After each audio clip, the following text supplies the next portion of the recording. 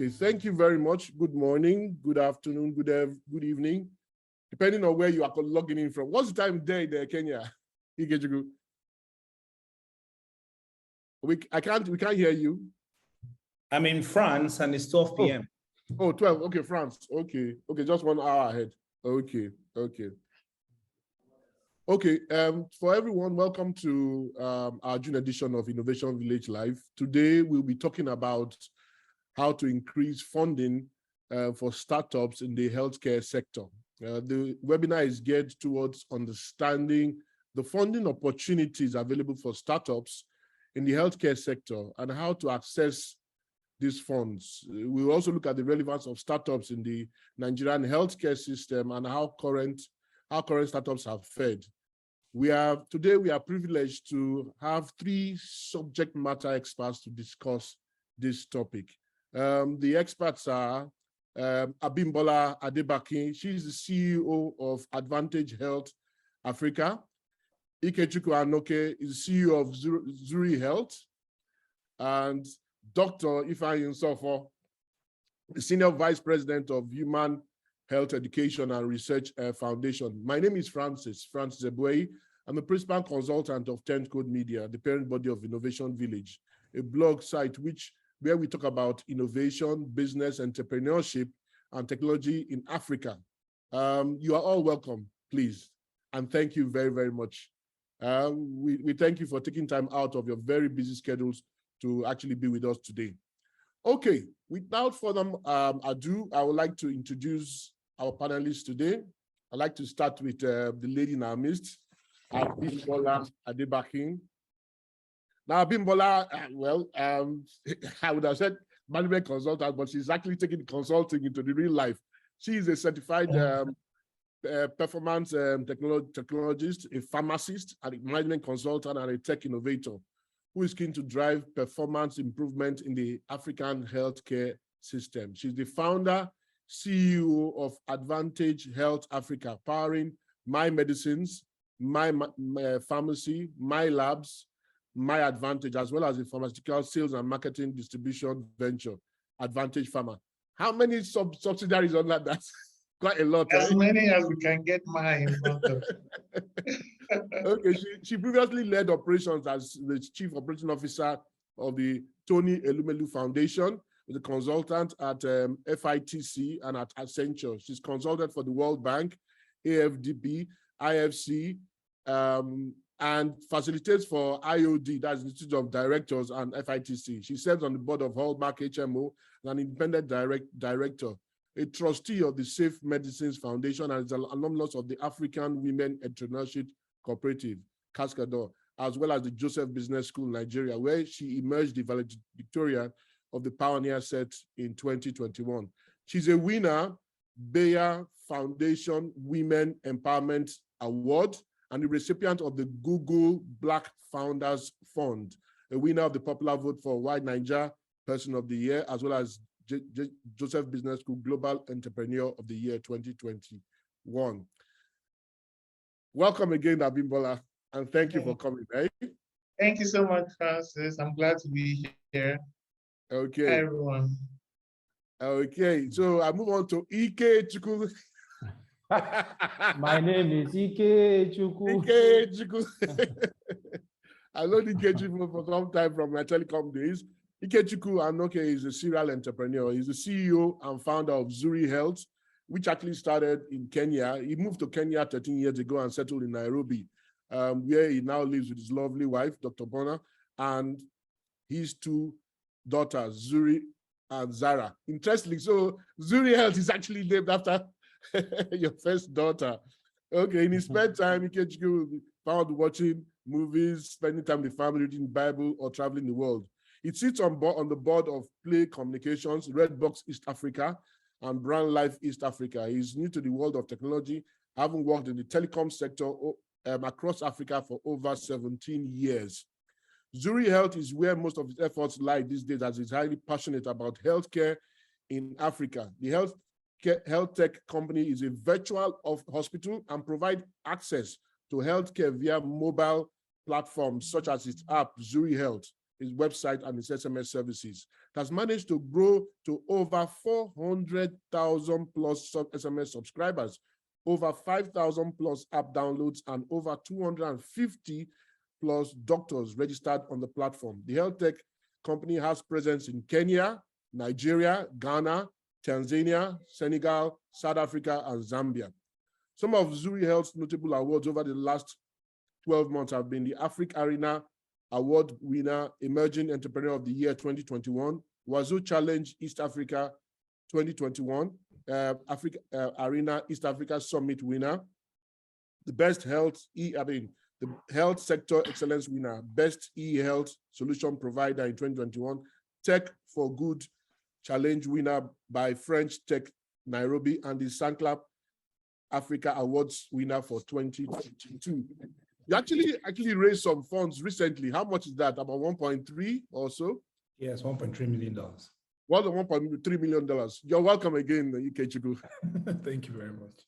Okay, and so the doctor in the house, Dr. Ifeanyi Nsofor, is the Senior Vice President for Africa at Human Health Education and Research Foundation. He currently serves as a consultant to Optwell, supporting the use of Facebook and Instagram to increase COVID-19 vaccine uptake among healthcare providers in Nigeria. Since 2017, Ifeanyi has led the conceptualization, coalition building, fundraising, and implementation of 7 hackathons to develop digital health technologies across 3 countries, Kenya, Nigeria, and South Africa. He's a public health physician and global health thought leader. He's a graduate of the Liverpool School of Tropical Medicine and Nnamdi Azikiwe University School of Medicine. For more than 22 years since graduating as a medical doctor, he has worked in government, international non-profit organizations, indigenous non-profit health organizations, and the private health sector. He's involved in launching 2 successful health startups, the Nigerian Health Watch and Epic Africa. He has served as CEO of Epic Africa and Director of Policy and Advocacy at Nigeria Health Watch. He's a senior New Voices Fellow at the Aspen Institute, Senior Atlantic Fellow for the Health Equity at George Washington University, and an Innovation Fellow at Pandemic Tech. Ifeanyi was a coronavirus top 100 healthcare professional globally. He was one of the top 100 healthcare professionals globally in 2020 by Analytica. He's also among the top 100 most influential Africans of 2020 by the New African magazine. He's a 2-time TEDx speaker and has given a moth talk. He has authored and co-authored more than 100 opinion pieces, 45 specifically on COVID-19. He has been interviewed by top news outlets such as BBC, Al Jazeera, Channel News, and plenty more. He's married to Omige. They have 2 daughters, Yagazi and Chimamanda, and a dog, Kuku. You're welcome, Ifeanyi. Thank you so much. What a beautiful whitewash. So, but before we start, I'll encourage all attendees, please type in your questions in the chat box and we'll take them at the end of the session, okay? Now, to the reason why we are here, how to increase funding for startups in the healthcare sector. Before we start, let's talk about the healthcare sector in Africa, Nigeria and Kenya, to be precise, because that's where we have information about. I'll start with you, Dr. Ifeanyi. What is the state of healthcare in Africa from your own point of view? What is the state of healthcare in Africa? Okay, thank you so much, Francis, for having me. It's great to be on this panel with Ikechukwu and Abimbola. So for me, I think the major problem really for me as far as healthcare in Africa is concerned is one of, obviously we need to look at the demand side as well as the supply side. Okay. So the demand side, how interested are Africans in actually, seeking for the right healthcare, and the supply side, governments and other non-state actors, how readily are they to provide the kind of healthcare that our people, require? And so for me, if we need to really look at healthcare in Africa, we need to also look at issues of universal health coverage. How how easy is it for somebody in my village, for example, in Anambra State, in one of the remote villages there, to be able to access healthcare without, suffering any kind of financial hardship or not even affording it at all, simply because of inability to pay or distance or unavailability of healthcare workers. And we cannot forget or, rather remove the threat of infectious disease outbreaks. This is something, lots of people are not really aware of, especially if you don't work in the health space. As we speak now, there is a particular report that comes out of WHO Afro called, weekly reports on epidemics and outbreaks. Sub-Saharan Africa is dealing with at least about 157 infectious disease outbreaks as we speak. These things have to take their tolls on, on our health, on the economy, on all sorts. I mean, looking at COVID-19, we see the kind of impact that infectious diseases can have. Of course, monkeypox is also trending now. So that thin line between our people realizing that health is important and thereby, demanding for healthcare, and also, government and other players also realizing that health is important and making that a core part of, the political agenda. So for me, this is really, I'm sure as we go forward, we're going to talk a bit more about these issues. Yeah, okay. Thank you. Okay, what do you have to add to that a bit more? What about funding, the infrastructure? What do you have to say about healthcare in Africa or principally? Okay, thank you very much. I do think in models too, so sometimes you think of demand side and supply side when you're looking at healthcare. I also think about outcomes, and to get outcomes, you must think of three things. You must make access, realizable. You must make it, when you do access it, it must be good quality that you're getting so that the outcomes can be great. And then if you are getting access and quality, it must be affordable. One of the basic principles of universal healthcare is that it must not cost an arm and a leg. You must not lose your all to get your all, to get the point. So we have problems with those three areas: access, affordability, and quality. All around, whether it's about personnel, where we do have people, we need to upgrade their capacity. Where we don't have people, what do we do? So there are huge gaps. We have poor ratios when it comes to medical doctors to people, pharmacists to people, nurses to people, and it is getting worse. So that's a good, it's a good place to stay and try and figure out solutions there. But beyond people, what about facilities? Beyond facilities, what about even just integration? Where we have existing capacity, they're not interconnected. So we're getting below utilization for almost everything.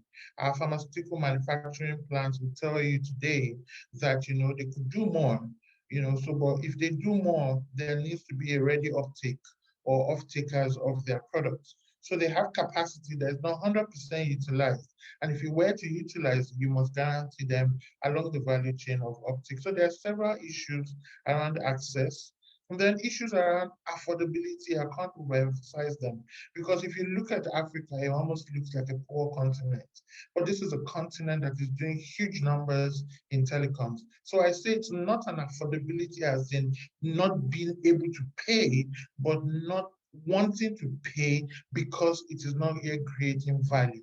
So affordability from my standpoint is a case of convenience in payment, attractiveness of payment, and understanding the value you're getting for what you pay.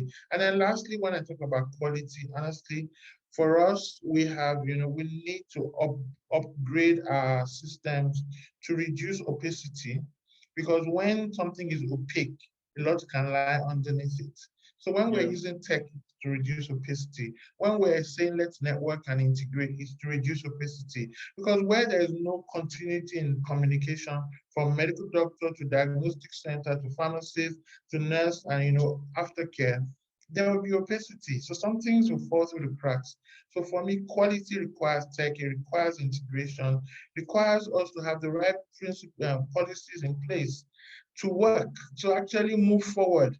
we're still operating with very, very archaic models and systems that are not going to pay us if we want to move forward with quality. We can't test new things. It's almost, constrictive rather than enabling. So those are some of the points I'd like to say as a beginner. Okay, thank you very much, Bimbo. Is that the case, Ikechukwu, in Kenya? I think African healthcare suffers from the same thing. Broken supply chain. I tend to also have strong opinion in terms of the affordability. More than 50% of the population on the continent live on less than $1 a day. And when you look at the people in the underserved communities, they simply can't afford healthcare. Regardless of how cheap we drive the prices to, they won't be able to afford it. If a family that earns $1 a day, how can they afford healthcare? And one of the biggest challenges around healthcare is that we're always focusing on the curative aspect, the preventive, because simply put, if all the governments put together all the money, no corruption, no wastage, and put it in healthcare, it's simply not enough. The biggest economy in the world, the United States, are struggling to provide affordable healthcare for its citizens. And when you look at their GDP and look at our GDP, then you can understand that it's simply too challenging a problem. Now we'll talk about this, demand and supply. We'll need to look at the doctor-patient ratio. Kenya, for example, has a doctor-patient ratio of 1 doctor to 16,000 people. Now, you begin to see how difficult it is. Everybody in Nigeria, when you go to the NHS in London, you feel like you're in the streets of Lagos. Doctors, the few doctors that we have are leaving. The developed countries are raiding the underdeveloped countries for the few doctors that we have, which means that it's going to get worse. Yeah. It is really going to get worse. And, we need to begin to look at the other variables around democratizing or creating access for healthcare across Africa, because it's not just about brick and mortar hospitals. It's about the infrastructure, it's about the power, it's about the electricity, the interconnecting roads that leads you to the hospital. It's about security. So it is a terrible situation, and the honest feedback is that it's not going to get any better soon, because problems are a lot, and the other factors around it are making it worse. Now it's interesting. Maybe I'll start with you now. It's interesting that you have all spoken, but you have not maybe at all. How do you see funding of healthcare as an issue when it comes to provision of good quality healthcare in Africa? Because I think there is something about that, because if you don't have money to do things, you understand, nothing will happen apart from the willpower and the know-how to do it. So maybe I'll start with, I'll go back to you, Doctor. What is the place of funding in the whole healthcare ecosystem? Okay, so I mean, so to me as an Igbo man, when you talk about funding, I'm excited. Igbo people, we like money and we don't shy away from it. But I think, look at one thing that we need to, just listening to Abimbola as well as Ikechukwu speak. There's a thin line between not affording healthcare to pay and being willing to pay for healthcare. Yeah. Because in this same, so Abimbola has given a very good example of, look, we're saying it's a poor continent, but telcos are really making a lot of money. Yeah. Somebody can make a call, of say, because they buy, small recharge card, can spend like 1,000 a day making a call without really thinking about it. Because to them it's important, for different reasons. In the same villages where people cannot afford, in quotes, to pay for healthcare, the man gets money because he goes and marries a second wife, So you see, what is important to our people is not healthcare for different reasons. And I like what another thing Ikechukwu said about prevention. Because if you look at the cost of illness, remove the financial aspect, that whole thing of being sick, not being able to earn, being bedridden. It has all sorts of costs. So focusing on the preventive care, obviously, is cheaper across the board, whether it's preventing infectious diseases or preventing chronic, non-communicable diseases. And I think by extension, if you look at governments across Africa, you see that governments also do not prioritize healthcare. So how many governments across Africa, for instance, the basic 15%, of their budget dedicated to healthcare? I think if you look at different governments, it's probably Rwanda that looks at healthcare as a precursor of economic development. And that's why in Rwanda, for instance, you have at least 96, 97% of Rwandans have one health insurance or another. So the financing of healthcare, to me, it's a thing of, do people realize, most people, and when I say people, individuals as well as governments, private sector, most people don't realize how important healthcare is until they fall sick. So how do we get people to realize that we can't move an inch as a continent if people, do not value healthcare? And even if you look at the data that you shared, Francis, about financing, fintech versus health tech, just look at the disparity. People are more interested in the fintech funding, as opposed to healthcare. So it's just prioritizing it and really knowing that, look, I mean, the first TEDx talk that I gave, the title is "Without Health, We Have Nothing." And I really believe that, because COVID-19, I think COVID-19 has just shown us how healthcare should be something that we all prioritize and ensure that funding goes. So whether it is our people that are supposed to be demanding for healthcare and prioritizing expenditure, or government or the private sector that should be putting money into this space, we really need to realize that we can't move an inch as a continent if people don't have, if all of us don't have access to healthcare, no matter where it is that we live. I like what you said, and it brings to the fore the fact that even investments in healthcare is very low. Now, if investment in healthcare by the government is very low, it also is replicated in investments from the private sector. I shared some things with you where you say fintech accounts for a massive 62% of total funding last year, but health tech only received 8%. Okay, it seems people still do not know why they need to invest in healthcare. Now come to Abimbola and Ikechukwu. How has that affected you trying to change the mindset of people, more or less, to bring in funds into the health tech system? We start with you, Abimbola. Okay, so when I think of funding healthcare, I think of four parties. There's the government that funds healthcare, especially at the public sector level. There's the private sector that funds healthcare, especially in running it as a business. There are the non-governmental agencies and funding agencies all across the world and locally that fund healthcare, particularly when they are funding, health communication, and they're funding lifestyle changes. And then there's the human, the user, who is funding healthcare, basically out of pocket, but sometimes now through prepaid modes using health insurance. Now, we need to fund healthcare across all four in a more concerted manner. Some of that funding definitely must go into building systems.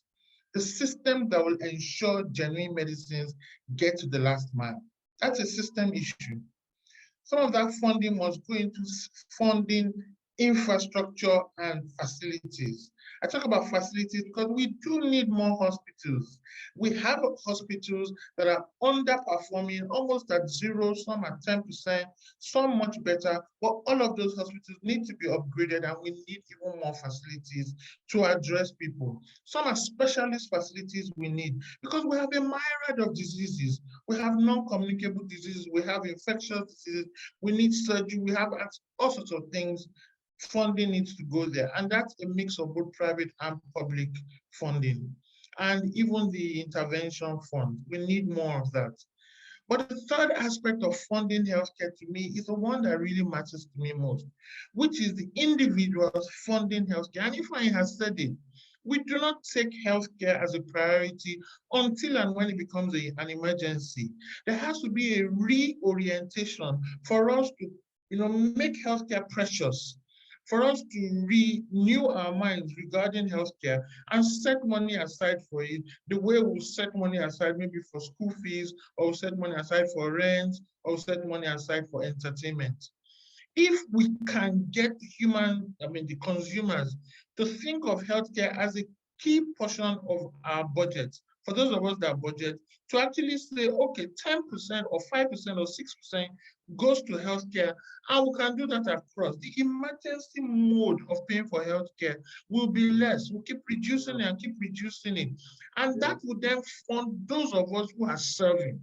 If I have prepayment from 10,000 customers, or I have prepayment from 50,000 customers, guess what I would do? I would ensure that ultimately the medication you get is cheaper for you. I don't want to sell cheap medicines.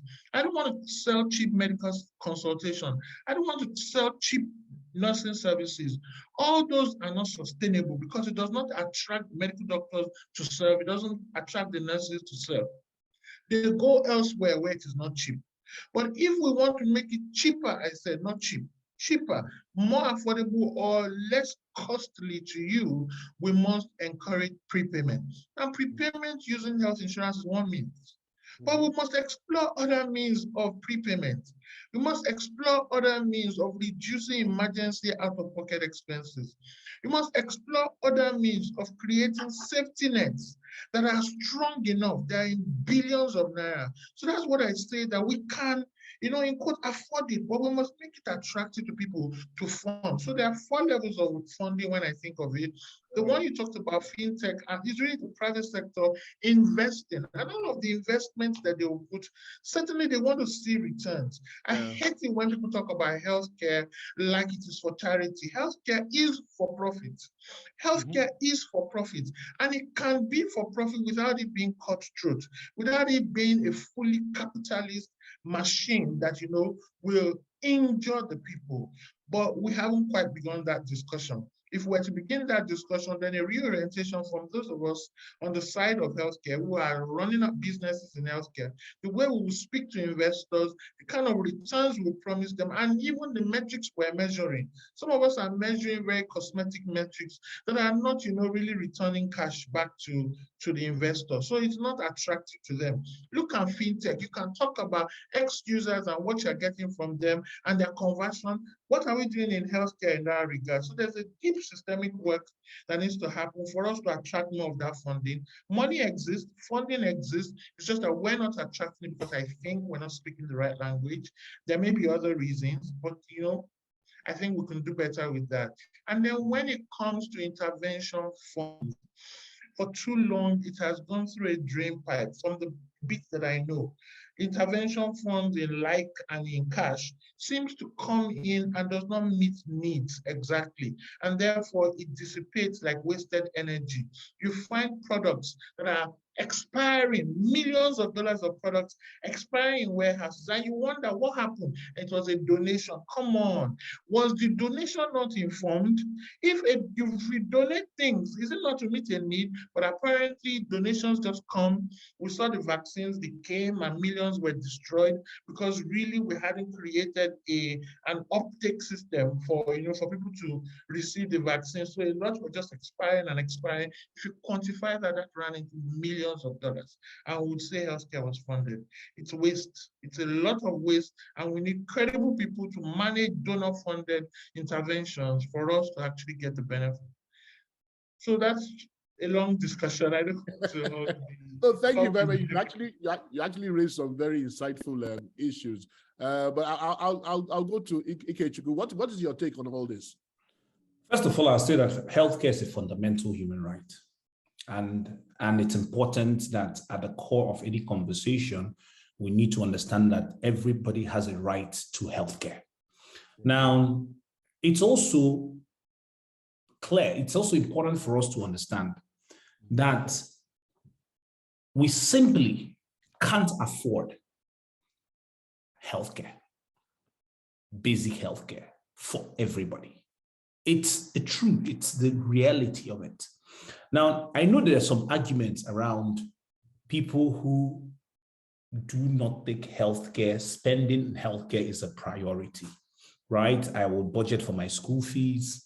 I will budget for rent, but I'm not going to budget for healthcare. They are in the minority. There are people who don't deal with budget because they live from hand to mouth. It is when you have eaten that you begin to think of, okay, do I need to buy Panadol or paracetamol? But food first. In fact, in our local parlance, if you say you're not feeling well, the first thing they'll ask you is, have you eaten? Have you eaten? Have you eaten?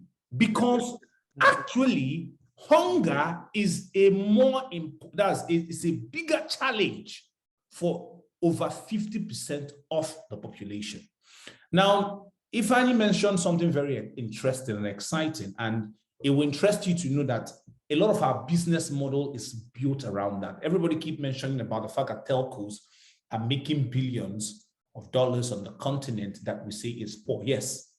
However, the business model is very unit economics driven in terms of, listen, recharge cards of 20 naira, recharge cards of 30 naira, isn't that? So it's a prepaid market where you buy as you go. Healthcare hasn't been designed like that. The cost of transportation for you from where you are to your nearest medical center is probably above 200 naira. So the question is, I can afford to buy that 20, 50 naira airtime on my phone that I'm going to use for a week, okay, to be able to communicate that because it's subsidized and broken down. So when we built Zuri Health, one of the first things we thought about was these 65% of mobile phone users who don't have access to the internet, who live in underserved communities, how are we able to give them a solution that allows them to get first level medical consultation for 10 naira, 20 naira a day, which is chat with a doctor and get first level medical consultation, information, healthcare information on your phone for that a day. Now, the uptake shows you that a lot of people need healthcare, just can't afford it. And when you look at the successful billing, and you're a telco person, so you understand what I'm saying, successful billing per these subscribers we have, you see that over 80% of them still do not have airtime on their phone to be able to pay for healthcare. It shows you how poor the base is. But we can help. Because focusing on more important things, a lot of things like, prevention,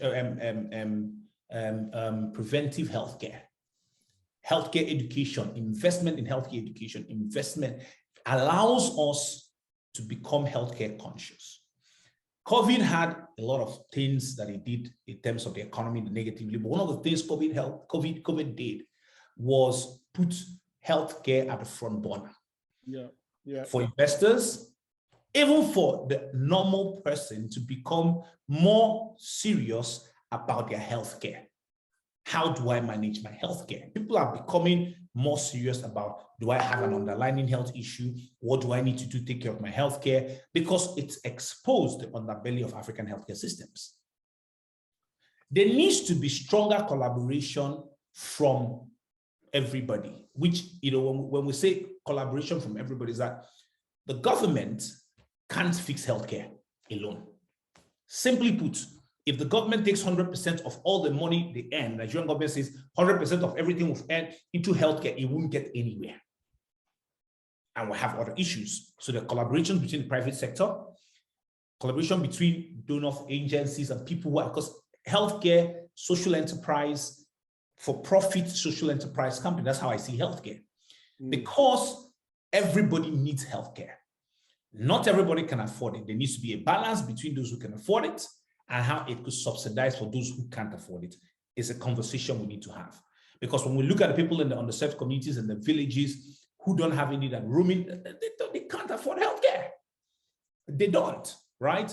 And also, I like what Abimbola says in terms of the reorientation. It is very, very important because when we sit down and look at us, for example, how many of us over this past 3 months have sent money to an uncle and auntie who said they are not feeling well? But we could buy them health insurance, can't we? We can afford to buy them health insurance, but we haven't.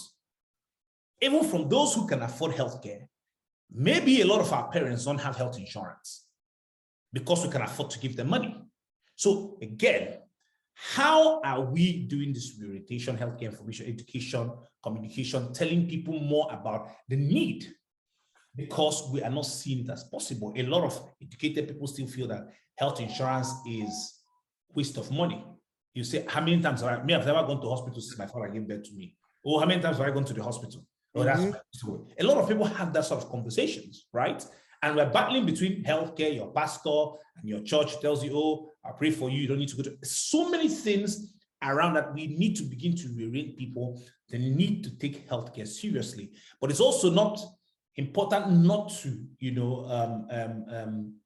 relegate the fact that a whole bunch of the population, over 50% of this continent, can't afford healthcare because the stats are there. For a family that lives below $1 a day, what sort of healthcare would that buy you?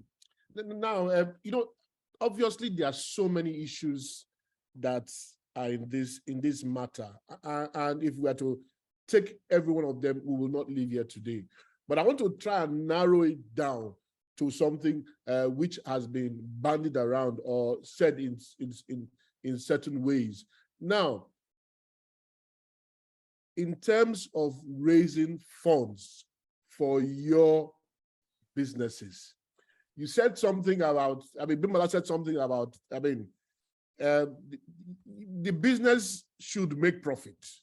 Okay. Then we also say that healthcare, good quality healthcare is a fundamental human right. Now, how have you been able to convince, okay, investors or people who have put money down, how have you maybe convinced them to actually part with their money, invest in your business, and let's say, not think too much about making profit, but think about the social good of the average human being? How have you been able to balance that? Abimbola. The statement you made makes me laugh because that was a strong contentious issue on our board for a while. Because whether are you here for social or you're here for profit? Sometimes when we talk with our investors, we almost sound like we're from Mars because they didn't really come for social impact. Yes, they like social impact because you must be attracted to that for you to even invest in healthcare. You could as well have invested in textiles or some other thing.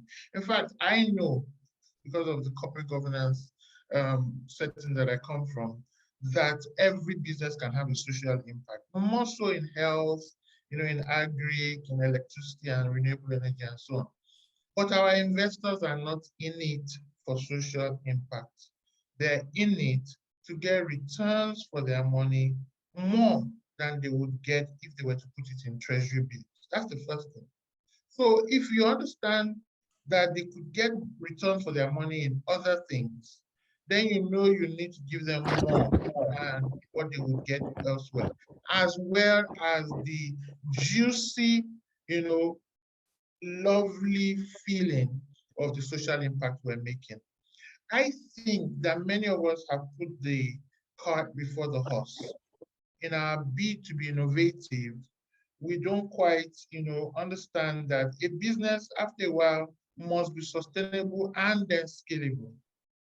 Yes, the idea that we started with, I can use our business as an example. The idea we started with in its own is profitable from day one because on a unit basis, if I can get you medication and bring it to you and you pay for the logistics, there's a small cut to make from it. So on a unit basis, it's profitable operationally. However, if we were to scale it, then you need to begin to put in place structures, people, tools, and also systems that cost you and create an overhead, and you must make sense of that.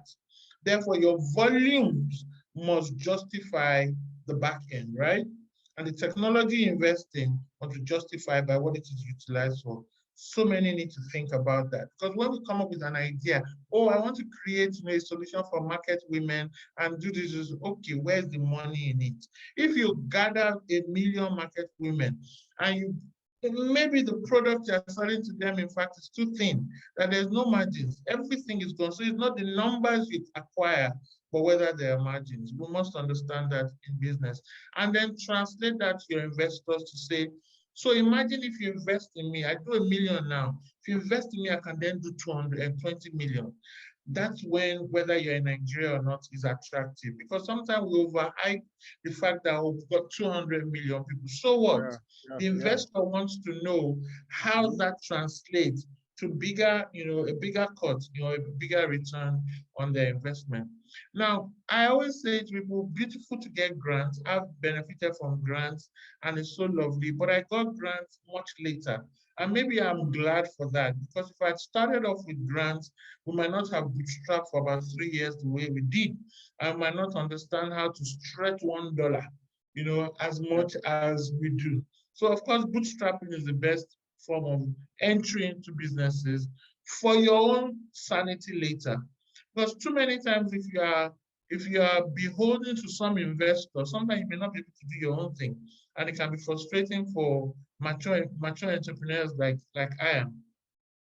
So the first thing is bootstrap, get money from people that believe in you, friends and family. Apply for grants where you find, and they're increasing numbers now. But make sure you get the knowledge of how to run a business, not just how to deploy a solution. If you can run it as a business, quite honestly, you will attract more funding. Because apparently there's funding. There's funding, but it's chasing few people. It's chasing, some people. You keep hearing they're raising more funds. And you see, do they have 2 heads? Have they kept or hidden the other head that we are not seeing? Because whoever they're speaking to seems to perceive, an organization that is designed to thrive, that can last beyond the founder, that can operate with people. And they think, oh, maybe whether you have a co-founder system or you have a strong management system, you will not be alone out there, because they know business stuff. So they invest in people or in teams, so to speak. So create as much as possible a great team, and investment will come. I hope I haven't lost the plot of the question, because I've got this, on because after grants, you then want to attract people who will invest in you. And when you start a steady business and a steady flow, you can then apply for debt. And debt exists to fund businesses that can repay both the principal and the interest, particularly the principal. So I don't encourage people who are just starting up to go for debt. If you go for debt financing, at that time, it might be very expensive one you will get, because the person who is giving you debt is not a fool. So they may give you the one that is very expensive. I saw someone on the equivalent of Shark Tank that we have here, and he said he had 50 million debt, was servicing at 96% per annum. And people will be frightened. What? 96% per annum? Yes, that is so possible. People are giving guys debt at 6%, 7%, 8% per month. That is expensive debt. The kind of debt you want in Nigeria is like 1.5%, maximum 2.5%. And you must make it back in your margins. And you must understand that from your sales, your revenue and so on. So yes, you can access funding. There are angel investors who are attracted to individuals. They like you, they like your story. We got an angel investor, then brought other angel investors, and then institutions, and now we're also using debt, and we're hoping to raise more finance, out there. Now, interestingly, before I go on to Ikechukwu, I know that because from your management consulting background, you had everything behind bootstrapping, this, before debt, grant, and everything, okay? But in all this, how did that play out when you actually went to implement this?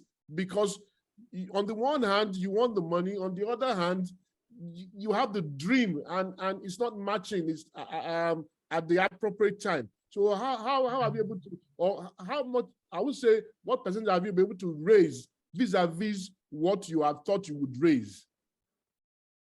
You asked multiple questions. First of all, these things, what I'm saying is in retrospect. Yes. When it is happening, it is tough. When you can't pay for things, you can only benefit from volunteers who want to work with you. And I was very fortunate with fantastic people who just wanted to work with Abimbola. I am grateful for that. But there were some I needed to pay their salaries, and there were months that just was not adding up. That's an important aspect of building a business. The times when you know what else can I do, and then you say I can train, are beautiful. Train people, get some money, pump it in here. So entrepreneurs must have multiple sources of income, because that way you keep afloat and you don't die and your dream does not die with you. Advantage South Africa had many opportunities to die. Many, many, many opportunities. If I will look at ourselves now, we say, gosh, we will get by even this stage we're at. We will, because we have come so close to not existing any longer, but we've kept on. When we first raised capital, we wanted to raise, my colleague is here, but we eventually raised about $1.2 million from angel investors and a few individual institutions that were very interested. We started the raise in September 2019. We gave them like a deadline, November. We got about half of that coming. Then we had an institution who needed to do more due diligence, and COVID happened. And so the due diligence was very slow. They gave their commitment like in a draft, but when drop down came, it came about 9 months after. Honestly, that delay wasn't because they were reluctant, but it was just because I think lawyers want to justify the work that they're paid to do. And they just created all sorts of huge stuff, to review. And here I am reviewing documents and also attending to business. In fact, at a point in time, we had to tell them, should we come to see you? And the man says, over this, no, good. And then, they just, released the funding. So we did that raise, but with how Naira has fallen, the value in dollars has gone up, but then it was about $1.2 million. But because our business then grew steady in revenues, we're able to attract debt. So we've gotten debt from here, gotten debt from there, so from banks mainly. And I just asked my colleague just before this quarter, how much debt have we raised so far? He said about just over 300 million naira so far. We've done good volumes. At the last year, we did about $1.6 million. And this year, hopefully, it will grow. But the point is, your business must justify the debts that you're getting. We're about raising some more money now. Hopefully, we get the one that is Naira denominated. But, as much as possible, try and raise money in a steady climate. If it is not steady, raise money in the local currency, because when you're paying back, you will not be crying. You will not be crying too much. It's easy to say, borrow me or buy clothes on credit. So you're paying now, then you're like, it's not this clothes. So anytime you get debt, it's very painful to pay back. The other thing you can get is long-term venture debt. And I really hope we can get that. That's my own dream funding. And the health sector is really suited for that kind of funding, because you can tell the story of patient capital to meet deep systemic needs in healthcare. So if we can attract more of long-term for those ones that you can keep for 7 years, 10 years, and you're paying them back at 5%, those crazy small amounts. That's the kind of funding that I think healthcare needs. Not this commercial debt that banks are giving. Ultimately, about 24% is really huge. It's not sustainable. Okay, thanks, Big. Yes, we put on TechCrunch. Ikechukwu has raised 1.3 billion. But take us through, how long did it take for you to get to that point? And because, as I said, balance of social social benefit and for profit initiative. I learned, this was my very first time, raising institutional funds. I've been working for quite a long time, but when it was a different ball game. And one of the things I'm lucky is that I had very good friends and mentors who, guided me through a process. Because one of the things that was very glaring from day one is there was a bias against healthcare. A lot of these funds want to put money in businesses that can scale really quick, right? Yeah. Scale very fast. And where there is a clear path, very clear path to revenue generation. There's scarce capital, but a lot of people who put money in health tech much earlier didn't get any money. And the question is, how am I going to make money out of this real quick? Where is the path to profitability? Okay. Yeah. Strangely, I saw a lot of pitch decks in healthcare, and there didn't look like there was a plan to profitability. There didn't look like a plan over the next 5 years on how I'm supposed to generate money. So even if I am impact driven as an investor, so is it that I'm not going to make money at all?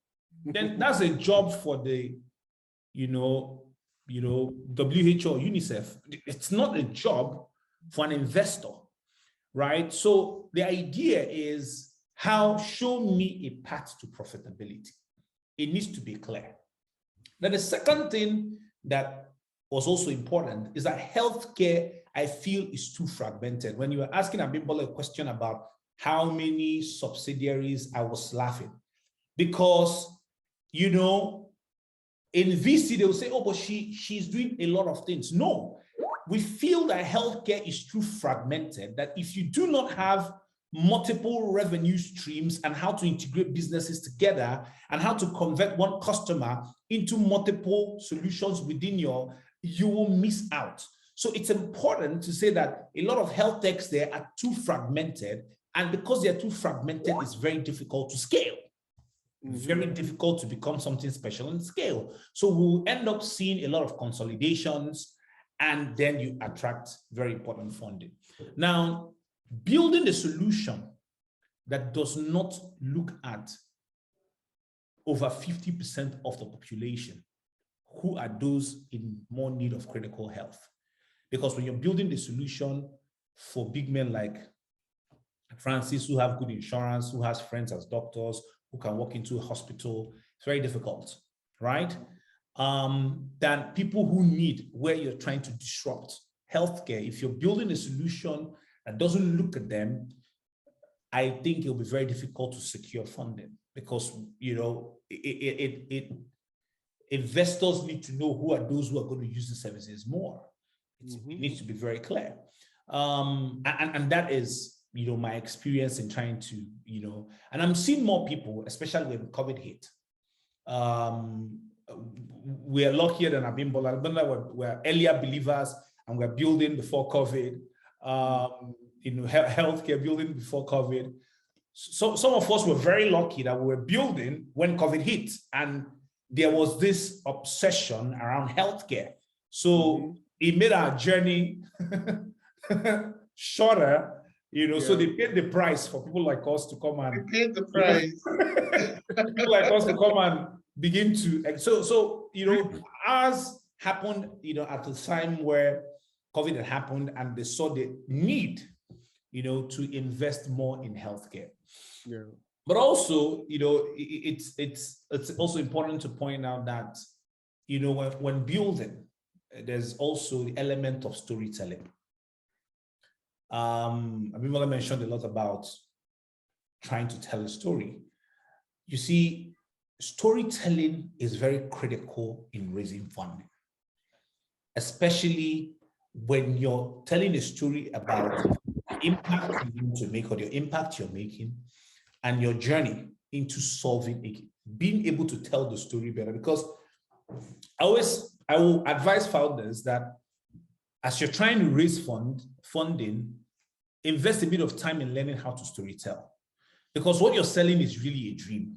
Mm-hmm. And if you're able to sell the dream in a way that an investor is attracted to that dream, the likelihood of them opening their purse is higher. So it's not about how fancy your pitch deck is.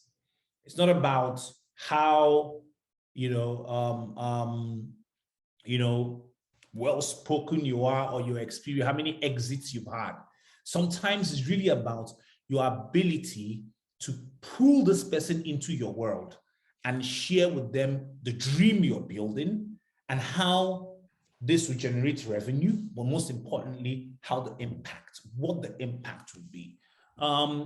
I think there's also something that's very attractive to investors when you know the market.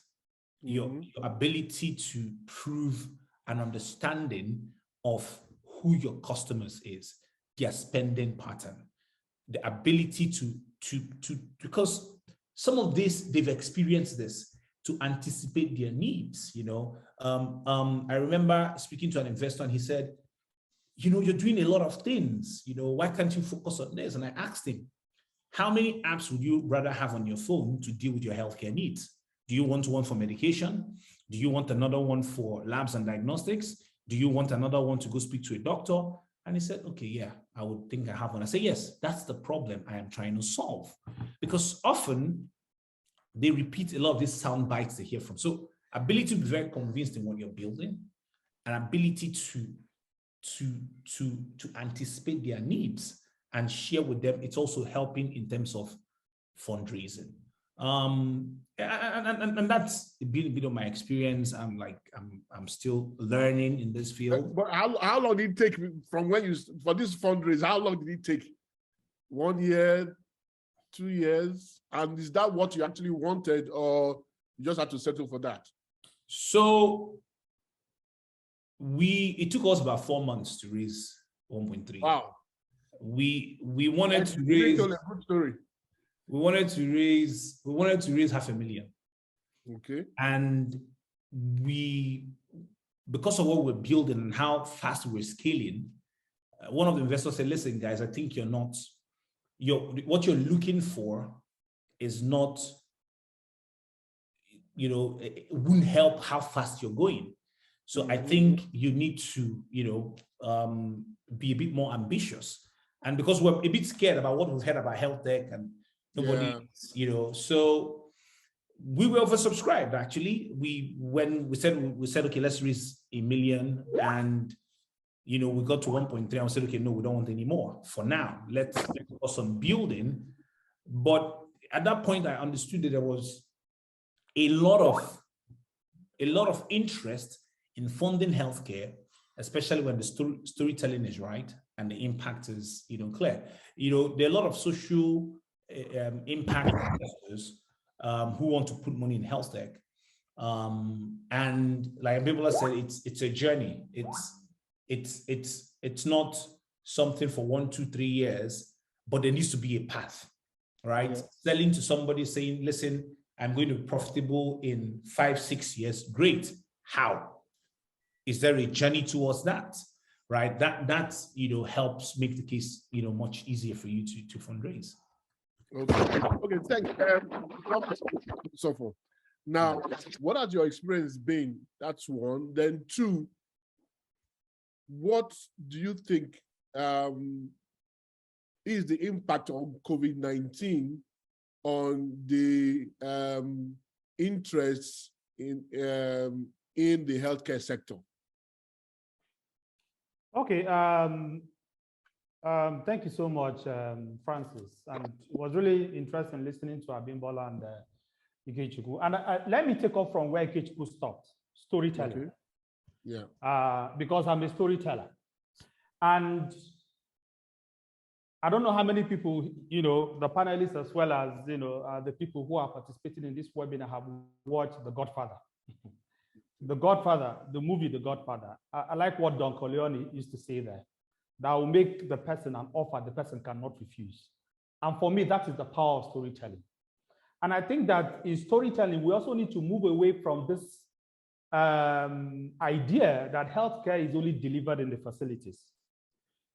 social determinants of health are very important aspects of healthcare. So that you can't even say that somebody has received,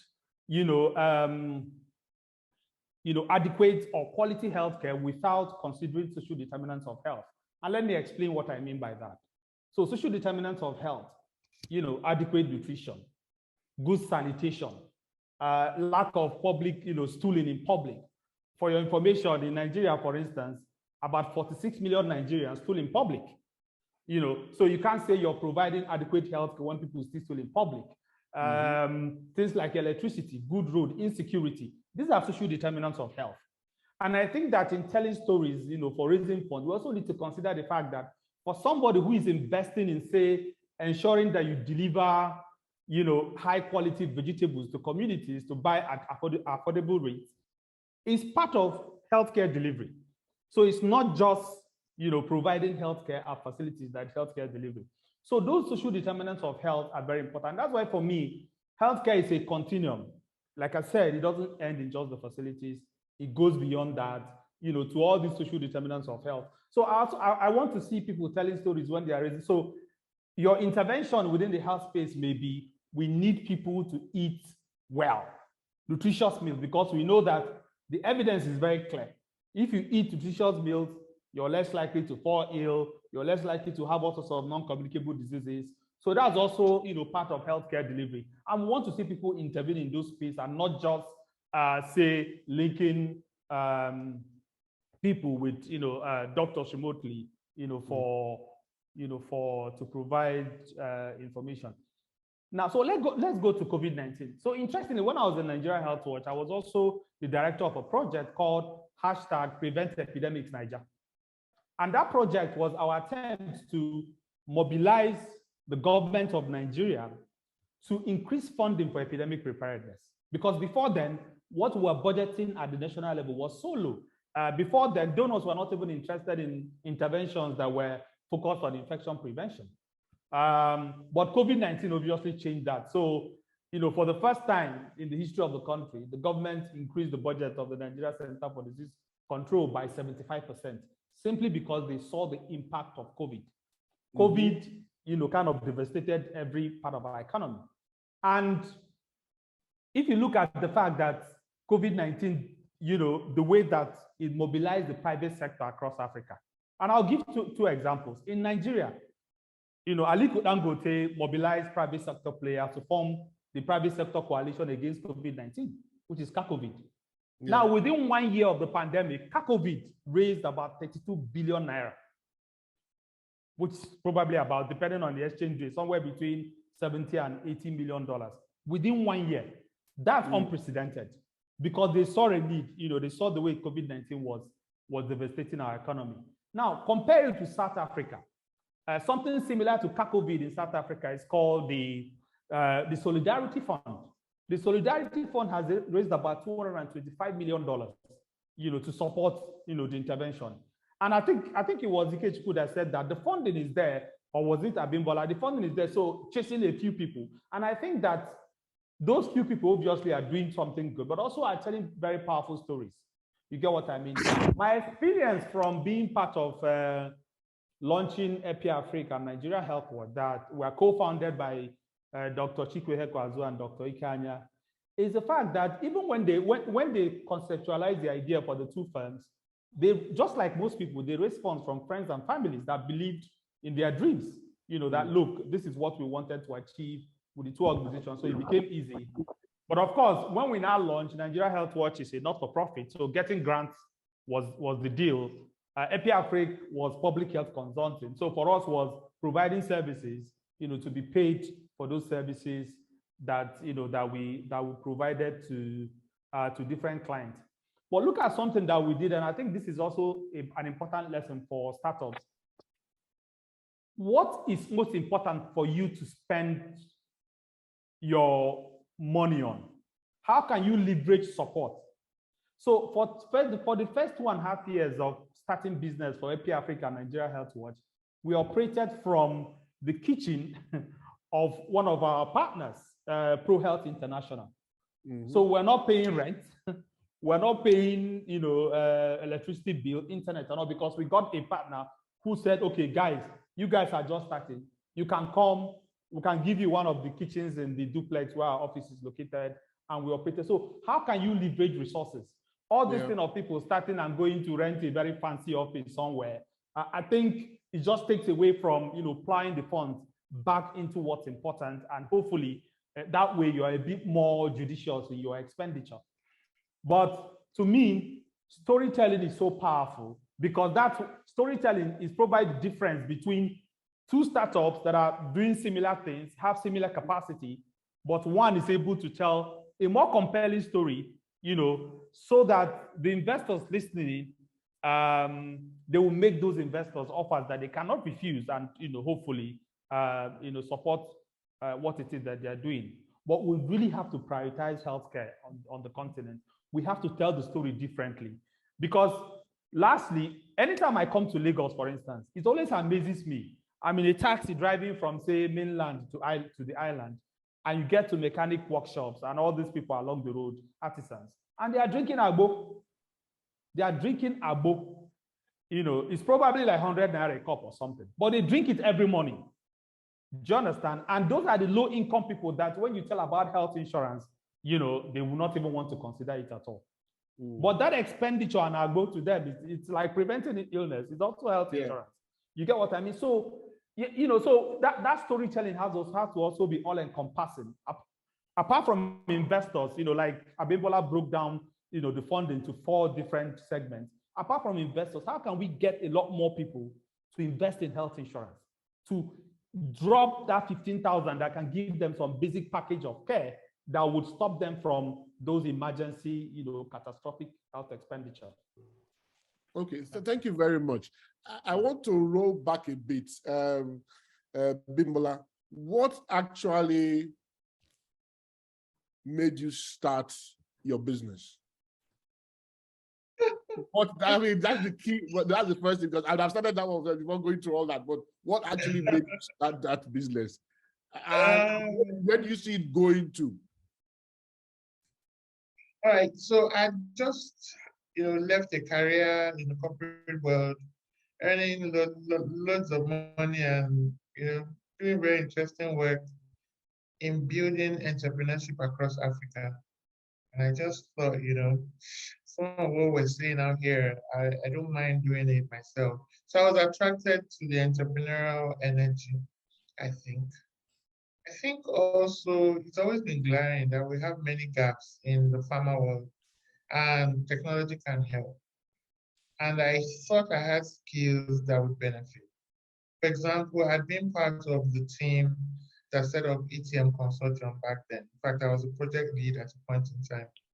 And I saw the work we did in aggregating banks, when we were aggregating banks for InterSwitch and then aggregating banks for ETM. And it just made sense to come to pharma, to aggregate pharmacies, because we're too small and our buying power is too small. And what we need is quantum. You need big. I was probably also intrigued by the fact that, our people were accessing food by, online e-commerce means. You'd order food and they'll bring food to you in your office, and you're not afraid that the man would have said, hi, this big woman that cannot cook her food, pew, pew, and he will deliver it, and you wouldn't know. Yeah. So if you can get food delivered, then you can get your medicines delivered. So that was the low-hanging fruit. And I'm a strategy implementer, if anything. I hate to think and not do. So I'm a doer. And I just said, let us start. Let's start by aggregating pharmacies and selling them the lowest hanging fruit. Let's aggregate and give you more access to a market you're not getting.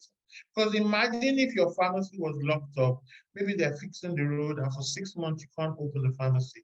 How will you get revenue? That was really the need that I saw initially. So I saw a need on both sides, being the one in between that aggregates the pharmacies and aggregates demand and meets it.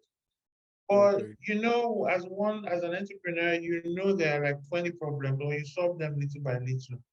When you then look backwards within the pharmacies, there's capacity need, there's access to resources, they needed funding, they needed materials to even, they needed exposure and all that. So we started to meet those needs as well.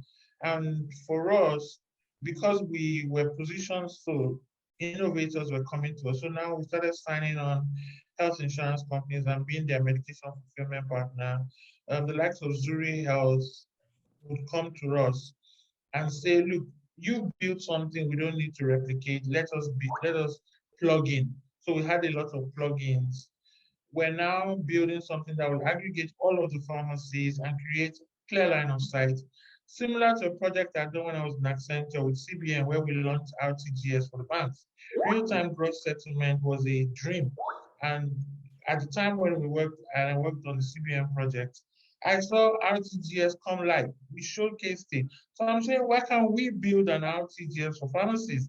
When I'm describing this to my teammates, they feel like I'm a G, but it's just because I've seen it elsewhere and I'm bringing models. I'm big on bringing models that work elsewhere. A model that I saw working in Kenya with the dairy farmers, where everything is a closed loop. And they don't need, they don't need to give money to their input providers. They don't need to everything is a closed loop and funded by the finance businesses, the infrastructure, the supply chain. That's what I'm looking for in pharmacy. I'm looking for a pharmacy that is so closed loop that for counterfeit medicine to enter, you will be a G who will be bowing for you. Now it's too easy for lazy counterfeiters to bring in medication and kill off people. It's too easy. We've created an easy system for things not to work. So imagine when we create an alternative and then we can ban all of these things. Because when people talk about, oh, let's go and shut down Edumota, let's go and shut down it. What are you saying? Where's the credible alternative? It does not exist. So I see myself creating a credible alternative. That would be the dream. In 10 years of advantage, that's from 2017 to 2027. We've done that, raised enough funding to fund, to set up scale. We have products of our own that are going across Africa. We can replicate this system in other economies. Then I'll feel satisfied and move on to something else. Hello, Francis. Can I just add a bit? Yeah. Hello, Francis. Yeah, continue. Just a bit to what Abimbola has said. So for me, again, going back to storytelling and using data for storytelling.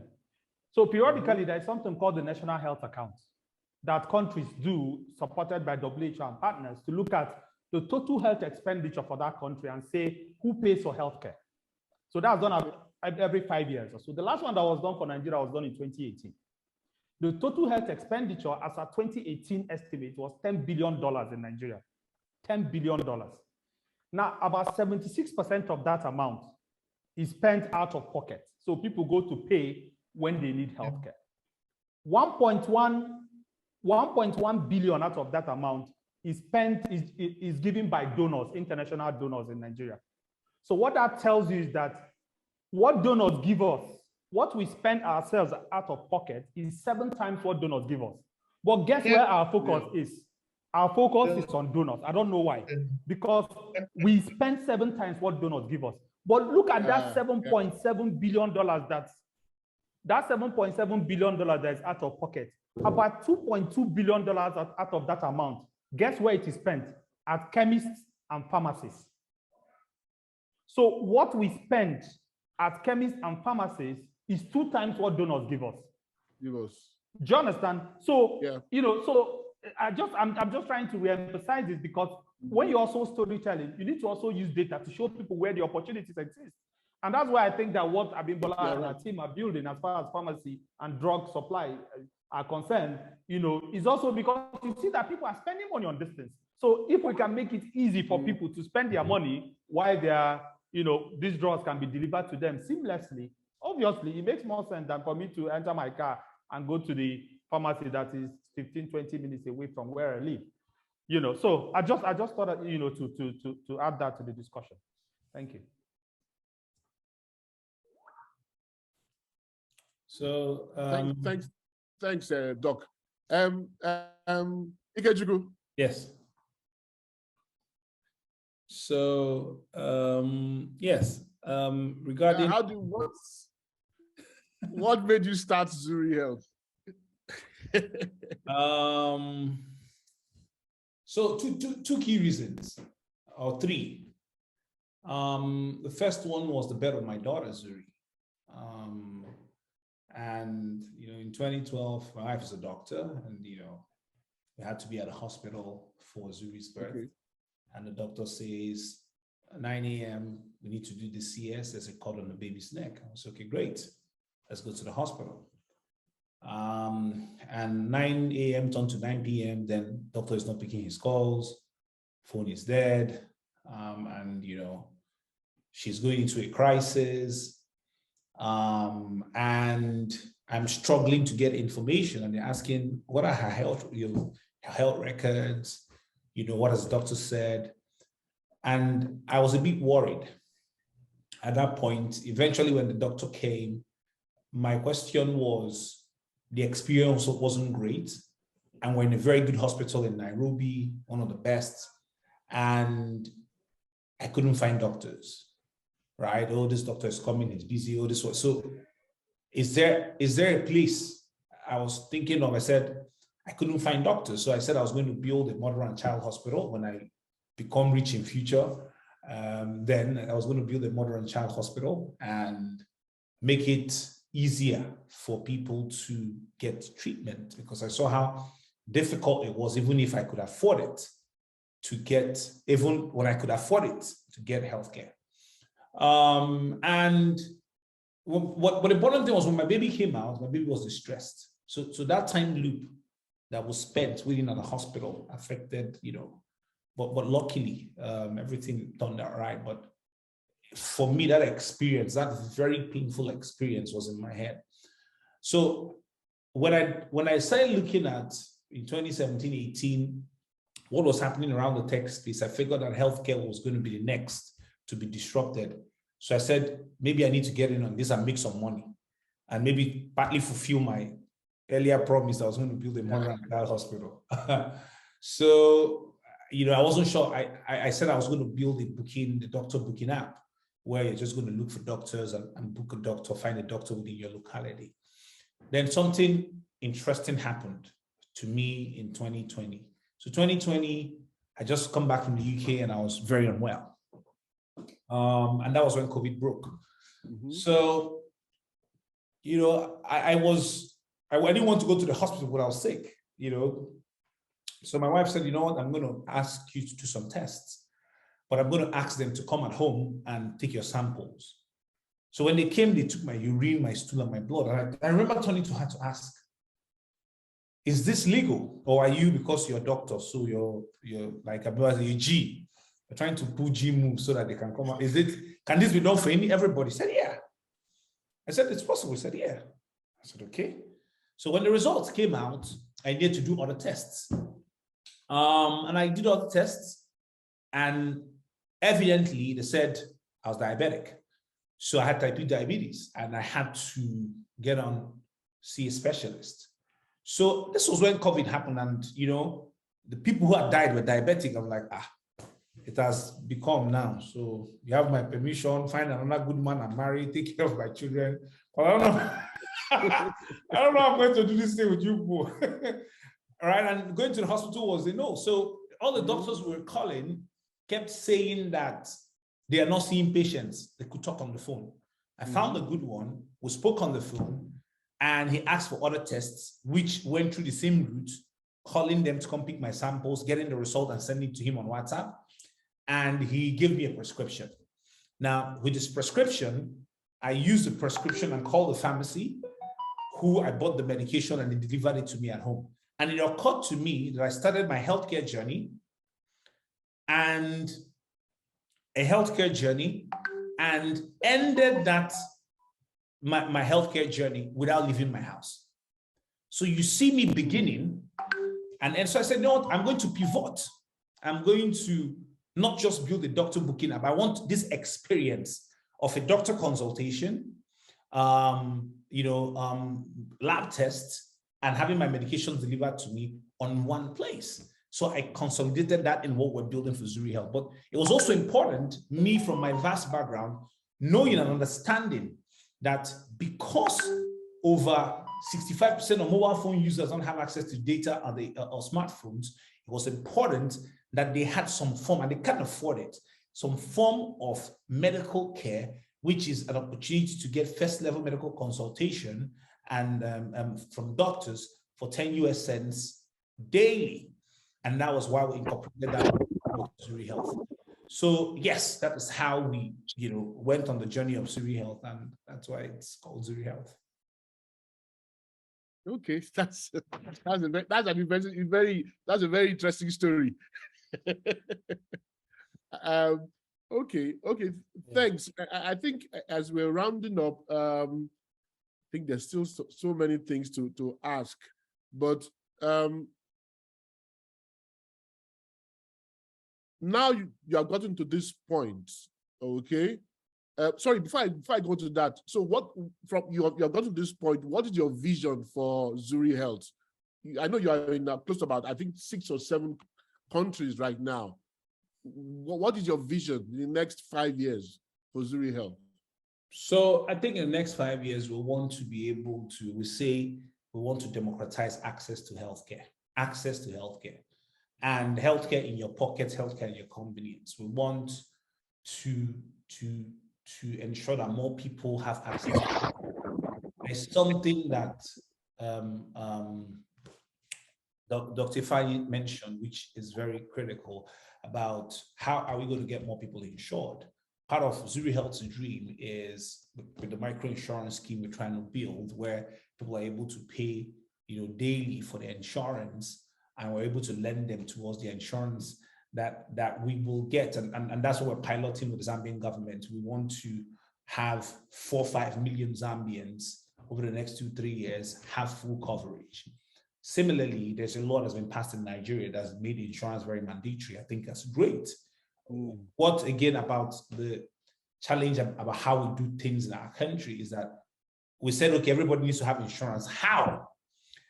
The how is not very clear, but everybody has insurance. So what we need to figure out is riding on that to find a way that people have some basic level of insurance. It is critical, it is important. And I think the more we're able to pool resources or figure out how innovative ways of getting this insurance, that it empowers insurance companies to be able to do more in terms of having the funding to invest in diagnostic, new ways of diagnostics. It was surprising to hear that maybe only one company has a PET scan, a hospital has a PET scan in the whole of Nigeria. That's a very painful thing to hear. So how are we able to invest in these things that could help the reality? And most importantly, even focusing on preventive healthcare, makes healthcare options much better, So Zuri Health is to get into more countries, more people access to healthcare, affordable healthcare, and work with more governments and work with other companies to ensure that we get more people to have coverage, some type of coverage, in insurance coverage. That's our 4 or 5 year plan. And to make a lot of money. To make a lot of money. It's important to put that so that Abimbola will write me a check, because this is what I'm talking about. So as you know, this guy doesn't want to make money. So I want to make money, Abimbola. So I will make you a lot of money. Write me a check. Thank you. Okay, thank you very much. Spoken like a true Igbo man. Sorry,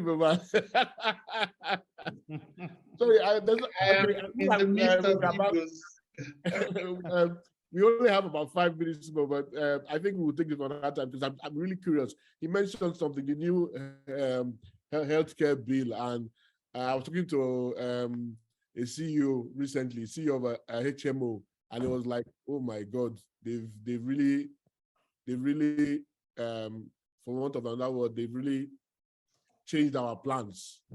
Okay, how are we going to survive with this? But but maybe in 1 or 2 minutes, what do you think? What is the effect of this new healthcare bill on the HMOs in Nigeria? Is that to me, Francis? Yes. Okay. So, I mean, when I heard that the president signed the NHI Act into law, I thought it was late in coming, simply because for the past 4 years, states in Nigeria, almost all the states in Nigeria now have their own mandatory health insurance laws. Virtually every state in Nigeria has a mandatory health insurance law. And let's not forget that Nigeria is a federation. So what the president has done now is actually late, because although the National Health Insurance Authority Act is mandatory, essentially it's just for federal workers as well as the FCT. Even FCT had a mandatory health insurance law before the president signed it. So for me, is any startup that wants to tap into health insurance laws in Nigeria, go to a state and work with the state, because they have their own mandatory health insurance laws, and see how you can make that work with them. But having said that, the good thing about it is that we cannot leave healthcare to the whims of people, whether they like it or how they feel like it.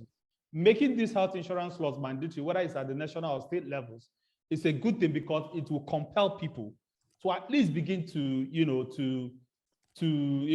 prepare for health expenditure.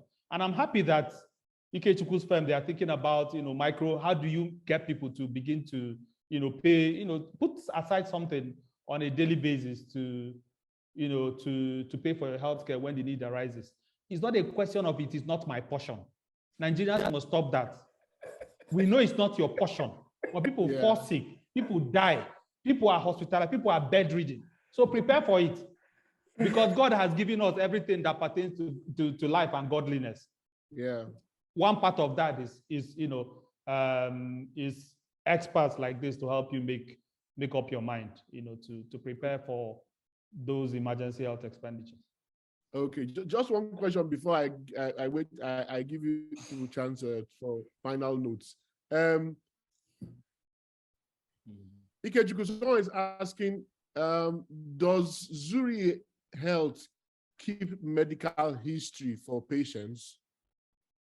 So not really, but it's something that we're working on building. And why I say not really is because of GDPR, data management, being able to.